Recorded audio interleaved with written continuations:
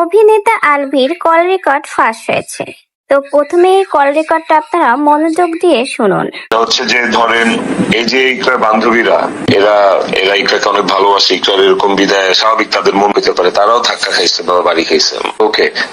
কিন্তু কোনো মানুষ যদি মৃত্যুর 2-4 দিন আগে 3 দিন আগে হোয়াট এভার যদি তার বিকাশ অ্যাকাউন্ট, ব্যাংক অ্যাকাউন্ট, ফোনের পাসওয়ার্ড এগুলো বান্ধবীদের সাথে শেয়ার করে দিয়ে যায়, তার মানে কি দেয়ার ইজ সামথিং রং। ওই মানুষটা আরো আগে থেকে মোটামুটি যে সে একটা দুর্ঘটনা ঘটাবে, তাই না? তো এই কেয়ারিং বান্ধবীগুলা কি কারণে তখন তার গার্জিয়ানকে একটাবার ইনফর্ম করলো না, আমাকে কেন একটাবার ইনফর্ম করলো না? আচ্ছা, এত কেয়ারিং বান্ধবী কই গত 6 মাস 8 মাসে আমাকে তো একটা নক দিয়ে বলে নাই যে ভাইয়া ইকরা যে কোনো সময় দুর্ঘটনা ঘটায় ফেলবে, কি হয়েছে, সমস্যা কি আপনাদের, আমি তোদের বান্ধবী, আমার সাথে শেয়ার করেন। এত কেয়ারিং তার হাজবেন্ডকে 6 মাস 8 মাসে একটা নক দিয়ে জানা যায় না বিষয়টা? ইকরা মারা যাওয়ার পরে কিন্তু আলভি তেমন একটা প্রকাশ্যে আসেনি, শুধুমাত্র লাইভের মাধ্যমেই কিছু কথা ক্লিয়ার করেছে এবং তারপরে সে কিন্তু কিছু ফোন কলও প্রকাশ করেছে, সাথে কিছু মেসেজ এবং স্ক্রিনশট।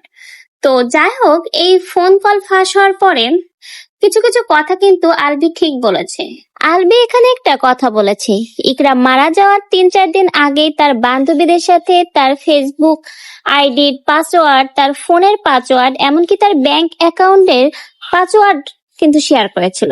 এখন কথা হলো, একটা মানুষ যখন তার পার্সোনাল জিনিসগুলো তার বান্ধবীদের সাথে শেয়ার করে, তখন তো আসলে সেই বান্ধবীদের মনে একটু হলেও সন্দেহ বা খটকা লাগা উচিত। তাহলে কেন এই কথাগুলোই তার বান্ধবীরা আলভিকে জানায়নি? তাহলে হয়তো আজকে এরকম অনাকাঙ্ক্ষিত ঘটনাটা নাও ঘটতে পারত। আলভির কিন্তু এটাই প্রশ্ন যে এত কিছু ঘটে গেল, এত কিছু পার্সোনাল জিনিসগুলো তার বান্ধবীদের সাথে শেয়ার করেছে ইকরা, তাও মারা যাওয়ার 3-4 দিন আগে। তাহলে কেন এই কথাগুলো তাকে জানানো হয়নি? তাহলে তো হয়তো বা কোনোভাবে ইকরাকে বোঝাতো আলভি। এখন কথা হলো, আলভি যে এই কথাগুলো বলছে এর ভিতরে একটা কাহিনী আছে। আলভির সাথে কিন্তু ইকরার মারা যাওয়ার আগে 22 সেকেন্ডের একটা ফোন কল হয়েছিল, কথা হয়েছিল, কিন্তু সেই কথার বিষয়ে কিন্তু এখনো প্রকাশ্যে আসেনি কি কথা হয়েছিল। এমন কি কথা হয়েছিল যে তারপরে এমন একটা স্টেপ নিয়েছে ইকরা? তো আপনারাও যদি জানতে চান সেই 22 সেকেন্ডে ইকরার সাথে আলভির কি কথা হয়েছে, জানতে কিন্তু অবশ্যই আমাদের কমেন্ট বক্সে জানিয়ে যাবেন।